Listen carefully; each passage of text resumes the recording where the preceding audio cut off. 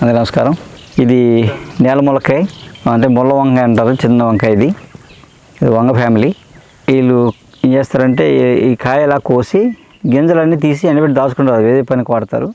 అందులో ఎందుకంటే గింజల్లో ఎక్కువ ఆల్కలైడ్స్ ఉంటాయట, అందుకని ఎక్కువ గింజలు తింటారన్నమాట.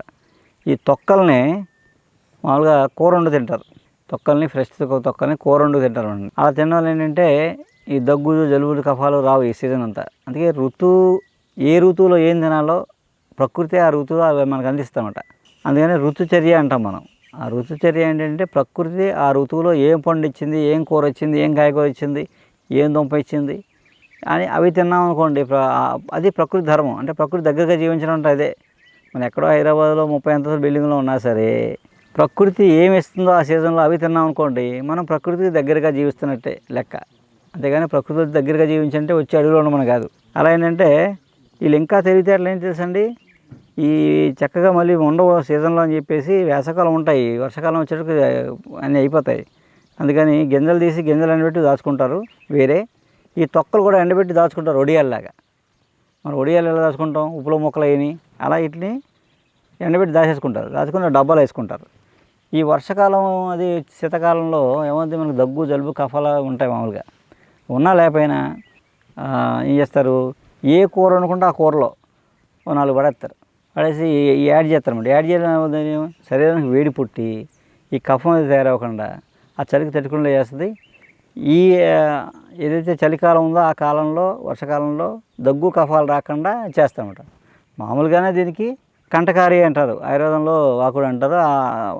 ఆయుర్వేద ప్రకారంగా దీని ప్రాపర్టీస్ ఏంటంటే దగ్గు, కఫతత్వాన్ని తగ్గించేది గుణం ఇందులో ఉంది. కాబట్టి అది చూసారా, మరి అది ఏమైనా పుస్తకాలు చదువుకున్నారా? వాళ్ళ నాలెడ్జ్ ఎంత అద్భుతం. వాళ్ళు కూర వండి తింటే కఫం తగ్గిపోద్దని అలా ప్రతి సీజన్ని వాళ్ళు ఏముందో అది వాడతారు. కాబట్టి వాళ్ళకి ఏం పెద్దగా జబ్బులు రావు. మనం తుమ్మొత్తే పిల్లని సంగతి పారిపోతాం ఐసీయూలకి. అందుకే ఇలాంటి విలువైన మొక్కల్ని మర్చిపోకుండా ఉంటామనే మనకి వినాయక చవితిలో 21 పత్రిలో బృహతీ పత్రం అన్నాం కదా, అది ఈ పత్రే. అలా 21 పత్రిలో అసలు అద్భుతమైన మూలికలు ఉంటాయి. మర్చిపోతాం, కనీసం అప్పుడైనా వాడుకుంటాం, లేదా పత్రి ఎందుకు వేస్తాం ఎప్పటికైనా తెలుసుకుంటాం. అవన్నీ మనకు దగ్గరగా ఉంచడం కోసం, మనం వాడుకోవడం కోసం పత్రిగా వినాయక ఏకవింశ పత్రి పూజ కారణం అది. ఆ పూజగా పెడితే కనీసం ఆ పత్రికన్నా చూస్తారు, నేర్చుకుంటారని. అలా ఏంటంటే ఏ పూజ చేసినా ఏ దేవుడికైనా ఒక వృక్షంతో సంబంధం ఉంటుంది. వృక్ష పూజ అంటాం. ప్రతి దేవుడికి ఒక వృక్షం సంబంధం. అలా ఏంటంటే ఎందుకు పెట్టారంటే ఆ వృక్షాలన్నీ మన పనికొస్తాయి, అవే మహాప్రసాదాలు. అందుకేంటంటే అందుకే మన సంస్కృతి సాంప్రదాయాల పూజలు, మన పండుగల్ని ఇవన్నీ బాగా కరెక్ట్గా మనం అది ఎలా చెప్పాలో అలా పాటించామనుకోండి, ఏ జబ్బులు రావు మనకి మూలికల గురించి ఆయుర్వేదంలో ఒకలా చెప్తే, మన పెద్దలు ఒకలా చేస్తే, అలాగే గిరిజనులు ఒకలా చేస్తే, అలాగే ప్రాంతాలను బట్టి కూడా ఒక ప్రాంతంలో ఒకలా వాడుకుంటారు అన్నమాట. అలా ఏంటంటే మనం మామూలుగా ఏంటి, ఇది సుగంధపాల. సుగంధపాల అసలైన సుగంధపాల. 2 సుగంధ ఉంటాయి, ఆవు సుగంధి, గేదె సుగంధి అంటారు. పాల సుగంధి, ఆల సుగంధి అని. దాన్ని ఆవు సుగంధి, గేదె సుగంధి అని కూడా అంటారు. లావుగా ఉన్నది గేదె సుగంధి, సన్నగా ఉన్నది పాల సుగంధి. ఇది అసలైన సుగంధి అన్నమాట. దీనికి ఎక్కువ ఔషధ గుణాలు ఉంటాయి. దానికి ఉంటాయి కానీ దీనికి ఎక్కువ ఉంటాయి. ఆ ఎక్కువ లావుగా ఉన్నది సర్బత్తులు అది వాడుతుంటారు బాగా. అయితే ఇది మనం ఇప్పుడు దాకా మూలిక, దీని సర్బత్తులు లేకపోతే మందులు, చర్మవ్యాధులకి సలవ చేయడానికి, అలా బ్లడ్ రక్తశుద్ధికి చాలా చెప్పుకున్నాం. ఇంకోటి ఏంటంటే దీంతో చిన్న ముక్కలు కట్ చేసి, చిన్న ముక్కలు కోసి మన ఊరగాయలే పెడతారన్నమాట. ఆవకాయలాగా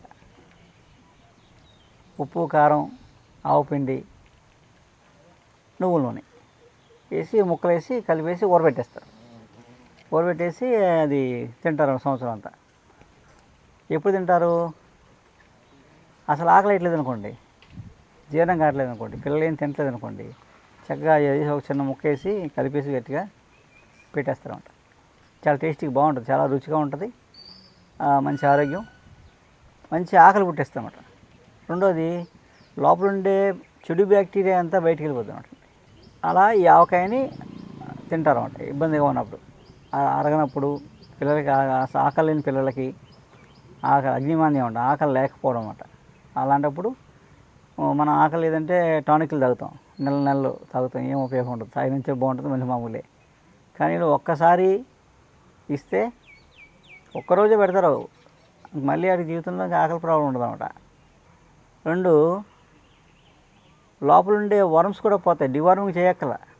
ఈ ఆవకాయ తింటే ఒకసారి వాళ్ళకి మొత్తం డివార్మింగ్ కూడా అయిపోద్ది అన్నమాట. అయిపోయి శుభ్రంగా ఎంజైమ్స్ రిలీజ్ అయ్యి మంచి ఆకలి వేస్తూ ఉంటుంది. అలా ఇది ఆవకాయ కూడా పెట్టుకోవచ్చు. ఈ విషయం ఇప్పటిదాకా ఎవరికి తెలియదు. చాలామందికి కంటి సమస్యలు ఉంటాయి. ఇప్పుడు చాలా పిల్లల్లో కూడా ప్రాబ్లం ఉంది. కానీ ఏంటంటే మనం పెద్దవాళ్ళ గురించి చెప్పుకుందాం, అది పిల్లలకి కాదు. కానీ నేను చెప్పేది ఇప్పుడు ఈ ఫార్ములా మాత్రం, ఈ చిట్కా మాత్రం కొంచెం పెద్ద వయసు వారికి, 40 ఏళ్ళు దాటిన వాళ్ళకి మాత్రమే ఈ చిట్కా పనిచేస్తుంది.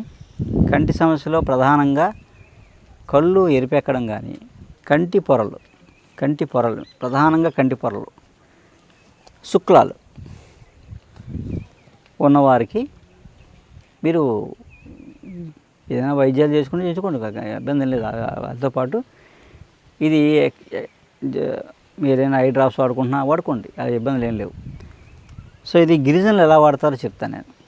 గిరిజనులు ఇప్పటికీ వాడుతున్నారు. నేలతాడి గడ్డలు తెచ్చుకుంటారు.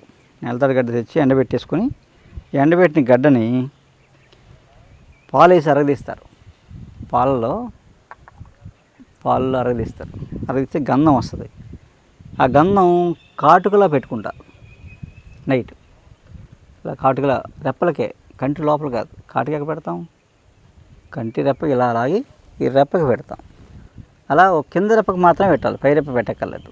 కింద రెప్పకి మాత్రమే పెట్టుకుంటే 40 రోజులు, నెల 2 నెలలు పెట్టుకుంటే కంటి పొరలు కరుగుతాయి అని చెప్తారన్నమాట. అలా పోయినవి ఉన్నాయి.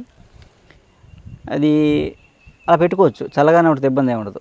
ఒకవేళ మంట అనిపిస్తే మాత్రం పెట్టకండి, అది మీకు పడలేదని అర్థం. దీనివల్ల ఏమీ సైడ్ ఎఫెక్ట్లు ఏమి ఉండవు. ఎందుకంటే పాలల్లో మాత్రం అరగదీయాలి. మీరు పాలు అయితేనే, మీరు ఏదో నీళ్ళలో అరగదీసి పెడితే అవ్వదు. పాలతో అరగదీస్తేనే ఇది కాటుకలా పనిచేస్తుంది, చల్లగా ఉంటుంది, ఇబ్బంది పెట్టదు. ఓకే, అలా ట్రై చేయొచ్చు, ఇబ్బంది లేదు. ఏమన్నా కొంచెం మంట అనిపిస్తే పెట్టడం మానేనండి, అంతే తప్ప పెట్టుకోవచ్చు. ఇది ఒక మార్గం. ఇది కూడా ట్రై చేయొచ్చు అన్నమాట. చేస్తే ఆ కంటి పొరలు ఆపరేషన్ లేకుండా పోతాయి. నమస్కారం.